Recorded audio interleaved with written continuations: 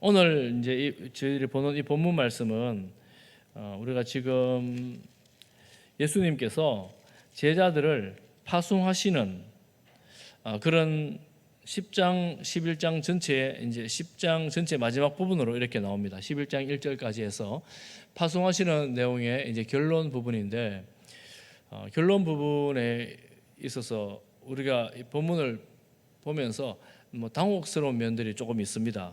왜냐하면 34절 한번 보십시오.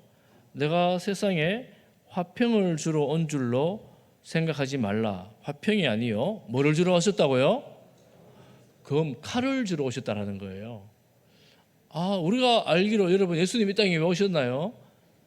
평화로다 하늘 위에서 내려오네.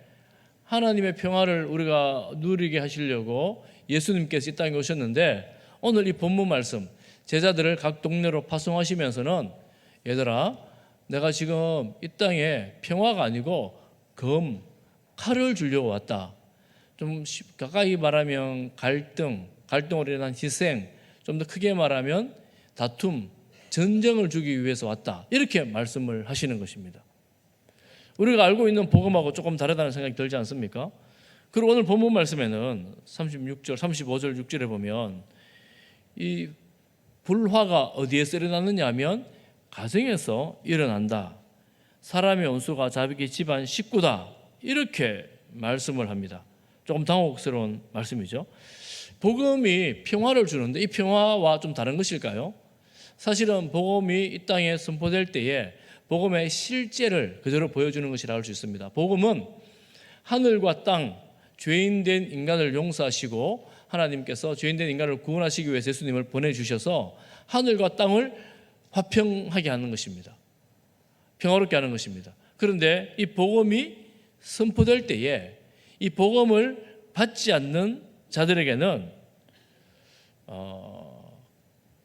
하나님을 믿는 믿음으로 말미암아 갈등이 일어나고 또 갈등 때문에 누군가 희생을 하고 고통이 일어난다는 것을 오늘 말씀하고 있는 것입니다. 예수님께서 평화를 위해 구원을 위해 오셨는데 구원의 과정에는 이 불화가 있다 하는 것을 말씀하시죠. 구약에서 선지서를 보면 구원의 날을 구원을 위해서 계속해서 선포를 하시는데 구원의 날은 곧 심판의 날이 됩니다. 우리가 궁극적으로 예수님이 재림하시는 구원의 날은 마지막에는 죄인들에게는 심판의 날이 되는 것이지요. 이게 우리는 지금 그 과정 중에 있기 때문에 누구에게는 심판이 누구에게는 구원이 임하기도 있지만 이 여지가 남아있지 않습니까? 그래서 우리가 예수님 믿는 우리가 여러분들 예수님 믿고 나서 맞아 예수님을 믿어야 돼. 예수님 믿는 게 좋잖아요. 평안을 누리기도 하고 기쁨을 누리기도 하고 힘들 때 살아갈 힘을 공급받기도 하고 예수님 믿는 게 너무너무 좋아서 가장 사랑하는 가족들에게 또 형제들에게 또 부모님에게 정성을 다하고 온 마음을 다해서 섬기고 돌보고 하면서 예수님 믿으세요. 같이 교회 갑시다. 이렇게 하면 여러분 다 예수님을 잘 믿으십니까? 말씀을 잘 안 하시네요. 한번 가봐 줄게. 혹은 나중에 갈게. 이렇게 말하면 다행인데 나는 안 믿어. 이렇게 말하는 사람이 있습니다. 가족들 중에서도. 나는 안 갈 거야. 혼자 잘 다녀. 이렇게 하든지 아니면 너도 가지 마. 이렇게 하든지. 많은 성도님들 중에서 불신 결혼을 하고 나서 결혼할 때는 예수님 믿겠다고 했는데 결혼하고 나서 보니까 신앙생활 못하게 하는 경우도 있지 않습니까? 이런 일들이 거의 모든 성도님들의 가정에 다 일어납니다. 모태신앙이 아닌 이상 처음 예수 믿는 가정에서는 다 일어납니다. 그러니 교회 예수 믿는 것 때문에 불화가 일어나는 거죠. 다툼이 일어나는 거죠. 교회에서는 여러분 앉는 거 보니까 너무 평안하셔가지고 아무런 불화도 없는 것처럼 평안히 앉아 계시는데 사실은 제가 집안 쫙 사정을 조금 들여다보면 온 집안의 이 믿음 때문에 갈등이 있고 다툼이 있다는 것을 여러분 다 알고 계시잖아요. 근데 말을 잘 안 해요. 왜 잘 안 할까요? 굳이 그런 것까지 불편하게 얘기를 해야 될까요? 혹은 믿음 없는 것 같이 느껴지기도 하고 또 내 믿음도 약한 것처럼 느껴지기도 하고 이러니까 말을 잘 안 하는 경향이 있지만 사실은 집집마다 이런 크고 작은 불화가 있는 것은 부정할 수 없는 사실입니다. 여러분 오늘 소그룹 하면서 이런 이야기를 좀 나누시고 함께 기도해 줄 수 있기를 바랍니다. 함께 기도할 수 있기를 바랍니다.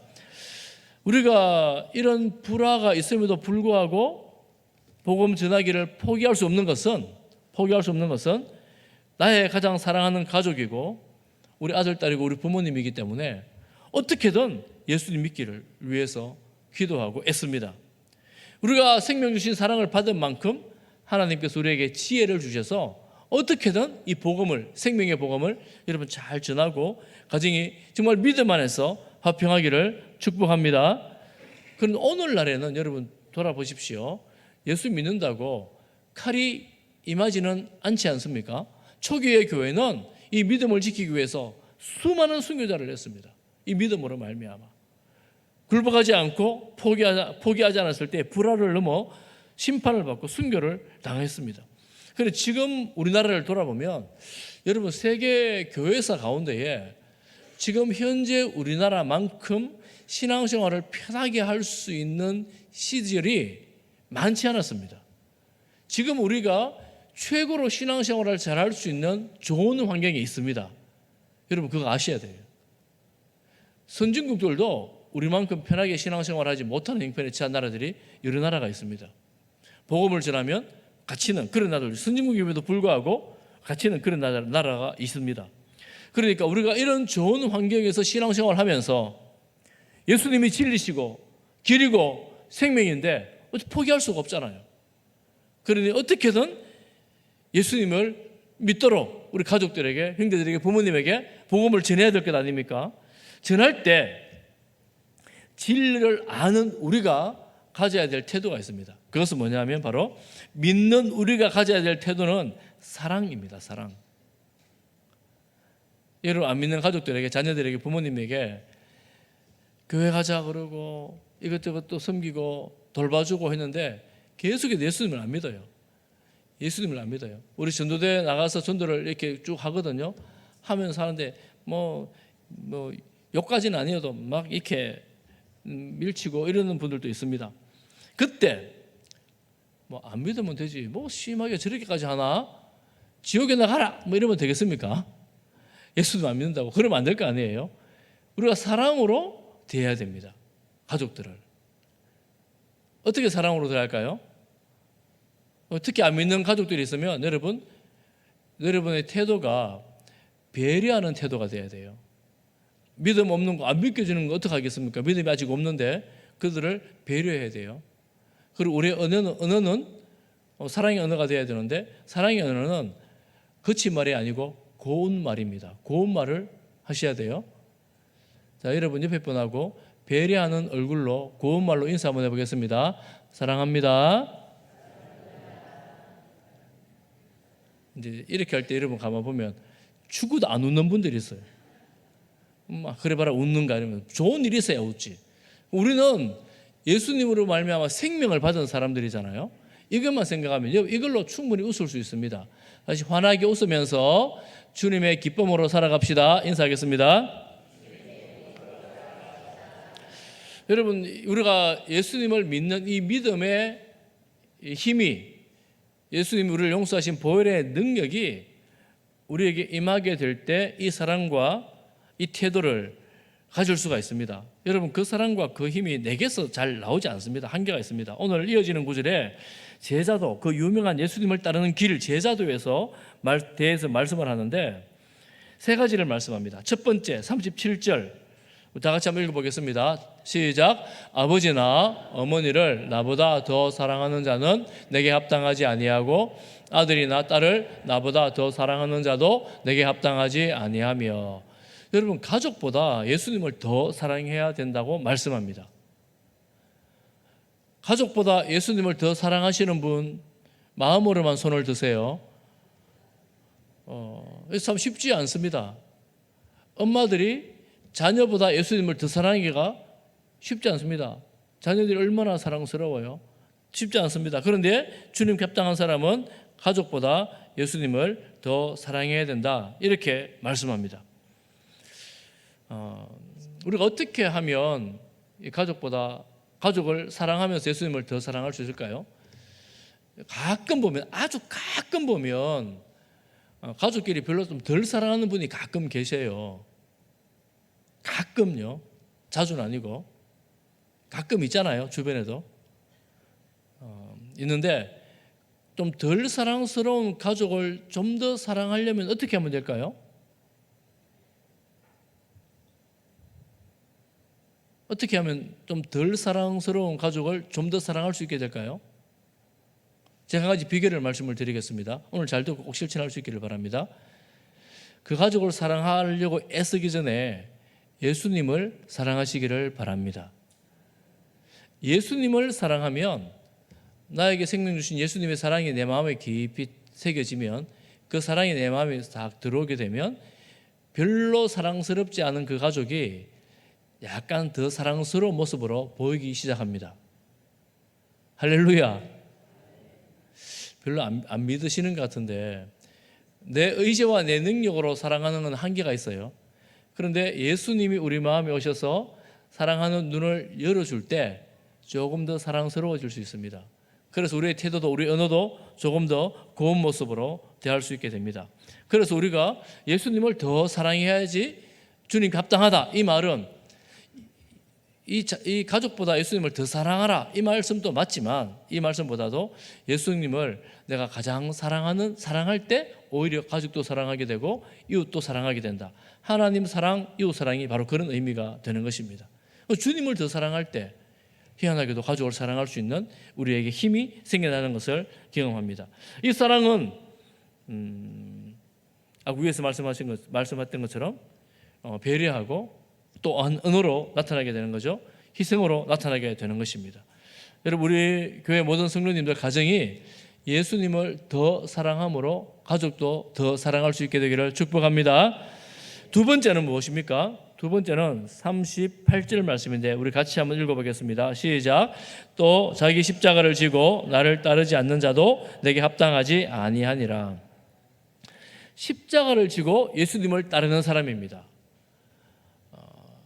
십자가는 그저 고생 조금 하고 힘든 일을 견뎌낸다, 이 정도가 아닙니다. 그리고 희생을 요구하는 순종의 말씀에 기꺼이 내가 받아들이는 것입니다. 내 삶으로 받아들여내는 것입니다. 그런데 오늘 우리 본문에 보면 자기 십자가라고 말하죠. 우리 모두에게, 예수님을 따르는 모두에게 자기 십자가가 있습니다. 자기 십자가라는 의미가 무엇이겠습니까? 남이 져주지 못하는 십자가예요. 내가 아무리 져주고 싶어도 져줄 수 없는 십자가가 자기 십자가입니다. 나만 해결할 수 있는, 감당해야 되는 그런 영역들이 있어요. 가장 큰 예가 바로 예수님의 십자가입니다. 여러분, 예수님의 십자가는 온 인류를 대속하는 십자가입니다. 내가 예수님처럼 해서 제가 예수님의 십자가를 대신해서 제가 지겠습니다. 그래서 제가 십자가를 졌어요. 그렇다고 그 십자가가 대속하는 십자가가 안 됩니다. 그 십자가는 예수님만 질 수 있고 예수님만으로 유효한 십자가입니다. 여러분, 우리 모두에게 예수님께서 자기 십자가를 따르라고 할 때 내가 지고 가야 될 십자가가 있어요. 여러분 한번 생각해 보십시오. 그러면 여러분 지금 가족 문제를 가지고 말씀하면서 이렇게 쭉 내려오잖아요. 본문 흐름이 있는데 가족 문제야말로 남이 져줄 수가 없어요. 이런저런 문제에 있어가 문제가 발생할 때 내가 대신할 수가 없습니다. 누가 다른 사람이 대신할 수 없어요. 내가 오롯이 다 감당해야 될 경우가 너무나 많습니다. 이래가지고 대신할 사람이 있으면 그건 자기 십자가가 아니지만 내가 감당해야 될 십자가예요. 그런 문제들. 또 여러분 살면서 말 못할 고민들을 가지고 내가 오롯이 감당해야 될 그런 내용들이 있습니다. 그런 내용들이 있을 때 각자가 믿음으로 그 십자가를 지고 가는 것입니다. 자기 십자가를 지고 예수님을 따르는 거예요. 그러면 믿음 생활 안 하면 되지. 맞아요. 신앙생활 포기하면 자기 십자가 지지 않아도 괜찮아요. 그런데 내가 예수님을 믿고 끝까지 가겠다고 작정하는 사람들, 자기 십자가를 지고 예수님을 따라가는 사람들입니다. 이게 제자도예요. 이게 제자도입니다. 힘겹죠. 고통스럽죠. 여러분, 이 복음을 전하는 일에는 이런 일들이 있습니다. 특히 가족 간에도 있을 수 있습니다. 여러분 세 번째는 제자도의 세 번째는 39절 말씀입니다. 39절 말씀도 같이 읽어보겠습니다. 시작. 자기 목숨을 얻는 자는 잃을 것이요 나를 위하여 자기 목숨을 잃는 자는 얻으리라. 내가 져야 될 십자가를 지고 갈 때 너무 힘들고 고통스러워요. 어디까지 기다리고 언제까지 참아야 됩니까? 내가 이거 지고 가려고 작정했는데 너무 힘들어요. 내려놓고 싶어요. 그런데 세 번째가 뭐냐면 목숨까지 내려놓아야 된다. 이렇게 말씀하시는 거예요. 이거는 이제 좀 불가능해 보이죠. 내 목숨을 내려놓으면 어떡해요? 예수님의 십자가가 바로 그것입니다. 인류를 구원하는 십자가는 구약에서부터 시작해서 견디시고 참으시고 기다리시고 하시다가 도저히 다른 길로 방법이 없어 결국에는 당신의 생명을 우리에게 주심으로 우리를 구원하신 십자가입니다. 그래서 우리는 예수님을 믿음으로 생명, 구원을 얻습니다. 그러면 예수님처럼 나도 생명까지 내어놓아야 할까? 그런데 우리는 생명까지 내어놓을 일이 별로 없습니다. 여러분 주변을 한번 돌아보십시오. 여러분 내가 예수님 믿는 것 때문에 내가 져야 될 십자가가 여러분 생명까지 요구하지는 않지 않습니까? 우리가 예수님을 믿는다고 해서 너 생명 달라고 하진 않습니다. 그래서 우리나라는 예수님 믿기에 너무나 좋은 나라가 되었어요. 신앙생활하기 이만큼 좋은 나라가 별로 없습니다. 얼마나 좋은 나라입니까? 생명 달라고 하지 않습니다. 그런데 지금은 선교사님들이 들어가기가 자꾸 힘들어지고 복음의 문이 닫히고 있어요. 세상이 더 발전하면 복음의 문이 더 열릴 줄 알았더니만 계속해서 복음의 문이 닫히고 있습니다. 선교자들이 더 늘어가고 있습니다. 예수 믿는 것 때문에 생명을 잃는 분들이 세상 전체를 보면 지구촌을 보면 더 늘어가고 있습니다. 그렇게 생명을 요구하는 믿음으로 말미암아 생명을 요구하는 자리들이 있습니다. 그렇지만 우리는 그렇지 않아요. 우리 형편은 그렇지 않습니다. 네 목숨 달라고 하는 데는 우리는 이 나라에서는 없습니다. 그럼 어떻게 생각해야 될까? 이 본문을 이렇게 생각할 수 있습니다. 여러분 무엇인가를 결정할 때 어떤 일을 결정할 때 이 결정의 기준이 무엇인가? 여러분 무엇을 기준으로 삼고 어떤 사건을 결정합니까? 중요한 결정이면 더 중요한 결정일수록 내가 무엇을 기준으로 이렇게 선택을 해야 될까? 한 가지는 버리고 한 가지는 선택을 해야 되는데 내가 무슨 명분을 가지고 이거는 버리고 이거는 내가 선택을 해야 될까? 여기에서 우리가 예수님의 말씀이 우리의 기준이 되기를 축복합니다. 이것이 삶의 우선으로 예수님을 둔다는 의미입니다. 예수님을 내 삶의 우선순위에 두겠다 하는 것입니다. 여러분 예수님을 믿는 내 신앙이 내 삶의 우선순위가 될 수 있겠습니까? 이 믿음의 여정에서 여러 가지 복음으로 말미암아 힘든 일을 경험하고 정말 예수 믿는 길이 어렵다고 느끼실 때 예수님이 나의 삶의 우선순위이기 때문에 힘들고 고통스럽지만 포기하지 않고 끝까지 주님을 따르겠다고 결단하며 갈 수 있으시겠습니까? 우리는 이 믿음을 선택한 성도들입니다. 제자들입니다. 할렐루야. 아멘. 오늘 설교 들으면서 이 정도까지는 아니지. 내가 또 고민해 봐야 되겠다. 혹시 이런 생각이 드시는 분이 계십니까? 여러분 고민하셔도 돼요. 고민하시면서 기도하십시오. 예수님을 따르는 일이 이 정도까지라면 제가 좀 곤란한데요. 나는 내가 이 땅에 성공하고 이 땅에서 복을 받고 누리고 병 낫고 부자 되고 이 정도 되면 좋겠어요. 이렇게 생각한다면 이제 우리가 믿는 기독교와는 약간 결이 다른 것입니다. 그런 복이 따라올 수 있지만 그런 복이 우리의 목표는 아닙니다. 우리는 주님의 제자로 복음을 위해서 주님을 위해서 이웃의 구원을 위해서 우리 자신을 이렇게 내어드리는 것입니다. 고난이 있고 어려움이 있고 또 포기하고 싶은 마음이 들 때에 그래도 내가 이 길을 지켜가야지. 주님 도와주십시오. 이렇게 가는 사람들이 바로 성도들입니다. 여러분 그러면 너무 힘들고 어렵잖아요. 고통스럽잖아요. 이어지는 구절에 예수님께서 이 설교의 마지막 부분에 큰 위로를 주십니다. 큰 위로를 주시는데 그 위로가 뭐냐면 상이 있다라는 거예요. 여러분 40절을 같이 읽어보겠습니다. 40절 같이 봅니다. 시작. 너희를 영접하는 자는 나를 영접하는 것이요 나를 영접하는 자는. 여러분, 예수님의 이 지금 제자 훈련, 12명을 모아놓고 하는 제자 훈련 가운데에 너희를 영접하는 자는, 너희는 누구일까요? 방금 말했잖아요. 제자들 12명. 제자들을 파송하기 전에 하시는 말씀이에요. 제자들이에요. 그럼 너희를 영접하는 자는 환대하며 환영한다는 거예요. 나를 영접하는 것이요. 나는 누구일까요? 누가 말씀하고 있어요? 예수님 말씀하고 있죠. 예수님이에요.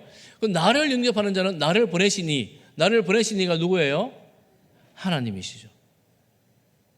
그러니 전도자들, 복음을 전하는 전도자들의 영광은 어디에 있느냐 하면, 내가 가서 메시지를 전하고 복음을 전할 때 이 나를 환대하고 받아주는 그 사람은 나를 받을 뿐만 아니라 예수님, 하나님을 받아내는 사람들입니다. 우리의 영광은 주님의 이름에 있습니다. 여러분, 복음을 전해보셨나요? 복음을 전하면 환대하는 사람 많지 않습니다. 고맙다, 이 복음을 전해주다니 너무 감사해요, 이런 사람 많지 않습니다. 그렇지만 간혹 믿는 사람들이 있어요. 내가 믿겠다고 나오는 사람들이 있습니다. 그런 사람들은 나를 믿어 따라오는 것도 맞지만 내가 전한 예수님, 그리고 예수님을 보내신 하나님을 영접하는 것입니다. 그러니까 곧 구원이 임하게 되는 것입니다. 할렐루야. 그러니 한 생명을 구원하는데 이 전도자들을 사용하시는 것이고, 그 일에 우리를 초청하여 부르신 거예요. 우리가 복음을 전해야 될 이유는 그 영광스러운 사역에 하나님 우리를 너와 함께 하자라고 우리를 불러내신 것입니다. 할렐루야. 우리는 그래서 대충 살아가는 사람들이 아니고, 예수님으로부터 보냄을 받아서 세상에서 예수님처럼 세상에 복음을 전하는 사람이구나. 세상이 뭐라 그래도 여러분 자부심을 가지고 복음을 힘써 전할 수 있기를 축복합니다. 또한 이번은 또 이어지는 구절을 보십시오. 41절 말씀에 선지자의 이름으로 선지자를 영접하는 자는 선지자의 상을 받습니다. 선지자는 하나님의 말씀을 듣고 하나님의 말씀을 전하는 자들입니다. 그런데 이 복음을 전하는 사람들, 주님의 말씀을 듣고 주님의 말씀을 전하는 사람, 곧 선지자 같은 사람들이죠. 그 선지자들을 영접하는 자는 선지자가 받는 상을 그들이 받습니다. 그러니까 여러분, 이 상을 받는 사람이 누구냐면 전하는 사람이 아니고 그 선지자를 영접하는 사람이에요. 환대하는 사람들입니다. 또 의인의 이름으로 의인을 영접하는 자, 의인이 누구겠어요? 주님의 말씀으로 복음으로 살아가는 사람들입니다. 또 지금으로 보면 제자들이라고 말할 수 있죠. 제자들을 따라서 수도 없이 복음을 전할 많은 사람들, 그 의인의 이름으로 의인을 영접하는 사람은 의인의 상을 받습니다. 상이 있어요. 상을 받습니다. 복음을 전하고 복음으로 살아가고 말씀으로 살아가겠다고 작정한 그 사람들이 나가서 복음을 전할 때 그 사람들에게는 반드시 누가 따라붙어요. 누가 따라붙는다고요? 환대하고 환영하고 영접하는 사람들이 나타난다는 것입니다. 그들을 영접할 때에 그들은 영접하는 그 사람이 그 선지자와 같은 상, 의인과 같은 상을 받게 된다, 이렇게 말씀합니다. 그러니 지금 복음을 전할 때에 나는 12제자가 무슨 권력이 있었습니까? 무슨 힘이 있었습니까? 세상에 명예가 있었습니까? 정말 예수님 말씀 하나 붙들고 나가 전하는데 이 사람들이 믿겠다고 나오는 거예요. 환영하는 거예요. 환대해 주는 거예요. 이러니까 너무나 놀라운 은혜를 누리는데, 그렇게 내가 인정을 받게 되는데 이 사람들도, 환영하고 환대하는 그들도 똑같은 상을 받게 된다, 이렇게 말씀을 하는 거예요. 고린도전서 15장 58절 말씀에 그러므로 내 사랑하는 형제들아 견실하며 흔들리지 말고 항상 주의 일에 더욱 힘쓰는 자들이더라. 이는 너희 수고가, 같이 봅니다. 시작. 너희 수고가 주 안에서 헛되지 않은 줄 알미라. 이렇게 전도하고 전도자를 환영하고 환대하는 그들의 수고가 헛되지 않습니다. 이것이 바로 주님의 일 아니겠습니까? 전도하는 일이에요. 본문을 보면 전도자를 환영하는 일입니다. 주님께서 기억하십니다.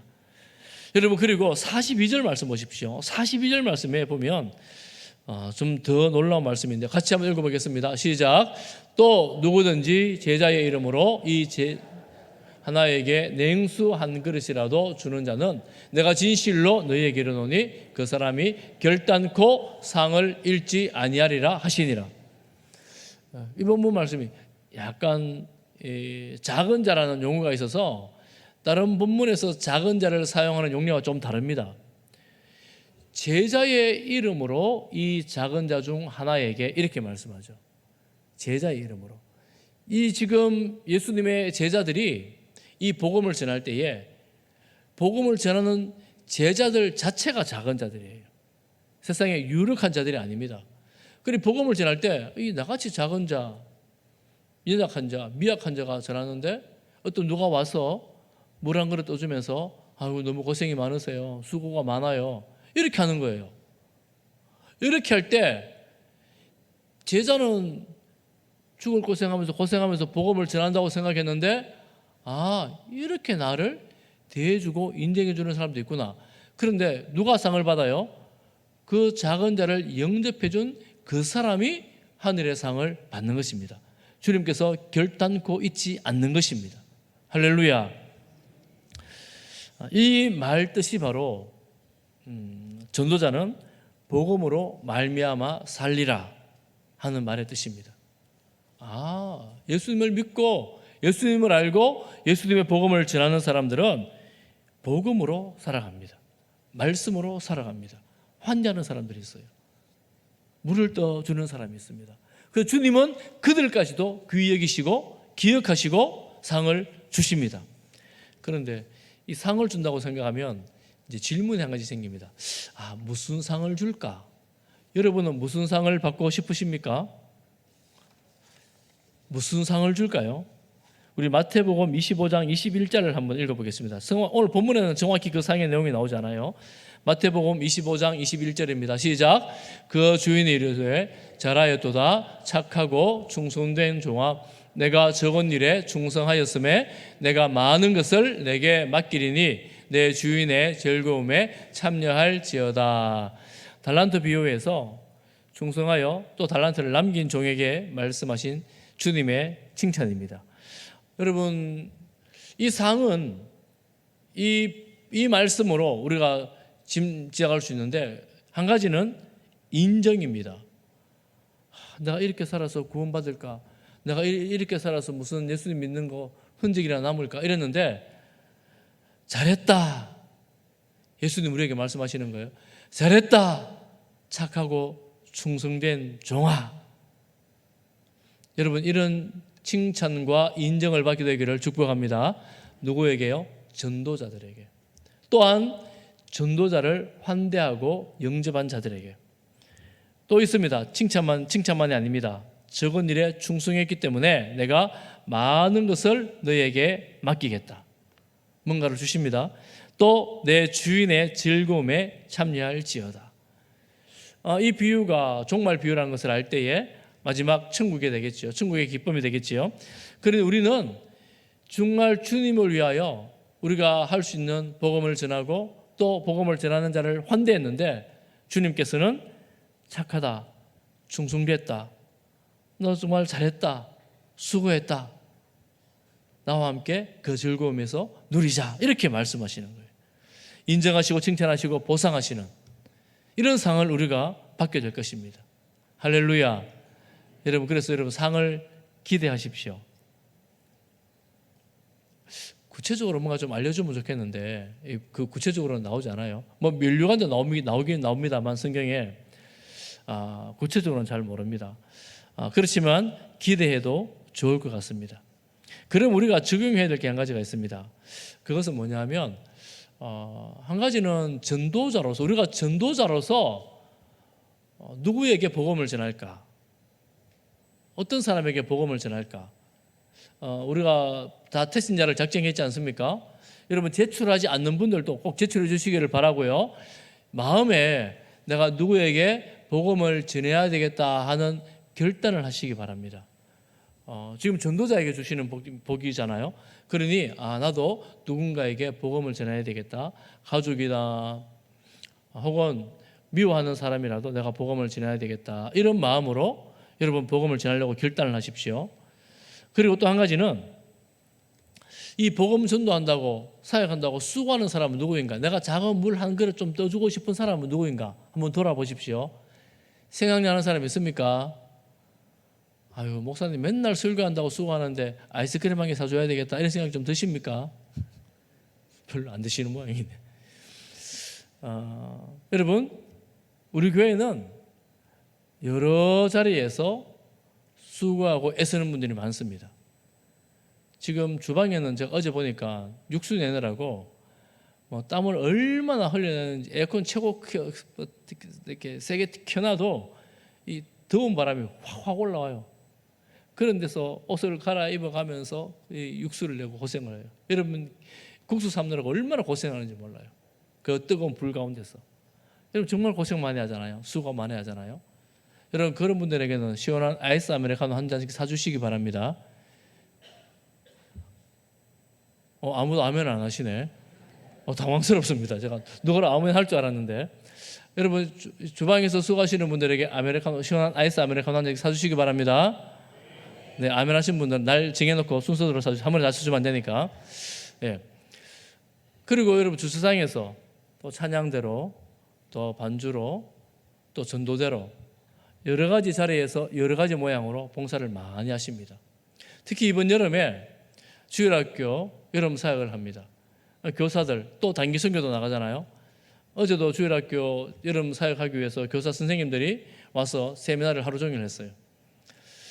이렇게 수고하고 애쓰는 분들, 여름이 얼마나 이 휴가철이잖아요. 남들 쉬잖아요. 재충전해야 되는데 이 귀한 시간을 내서 준비한다고 고생하고 또 며칠 동안 빡시게 수고하고 이렇게 수고하잖아요. 여러분 복음을 위해서 다음 세대를 위해서 주님을 위해서 수고하고 헌신하는 사람들에게 있어서 모른 척하지 마시기를 바랍니다. 제일 중요한 것은 여러분 이 기도 제목 제가 나눠 들었는데 여러분 이 기도 제목 보고 읽으십시오. 읽는 게 기도예요. 길지 않습니다. 짧게 읽어도 괜찮아요. 읽으십시오. 그리고 기도하다가 영유치부 기도하다가 아이고 어린 아이들 고생하네. 무슨 감동을 주님 주시거든. 내가 우리 아이들을 위해서 뭘 할까? 생각나는 대로 감동하시는 대로 작은 거라도 아이스크림 한 개 더 사주시기를 바랍니다. 여러분 이렇게 섬기고 수고하는 분들 외면하지 마시고 정말 주님의 사랑으로 주님의 감동을 쫓아서 함께 나눌 수 있는 큰 은혜가 있기를 주님의 이름으로 축복합니다. 우리 성지 전도대에 토요일마다 나가서 전도하거든요. 아주 가끔씩 내가 밥 한번 살게 이런 분이 있어요. 최근에 한 분이 식사를 한번 샀어요. 그분은 이동이 굉장히 불편한 분이신데 한 20명 정도 되는 분들인데 우리가 덕분에 너무 맛있게 잘 먹었어요.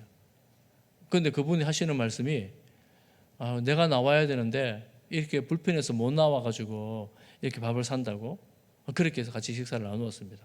너무나 뜻깊은 시간이었어요. 지난 수요일에는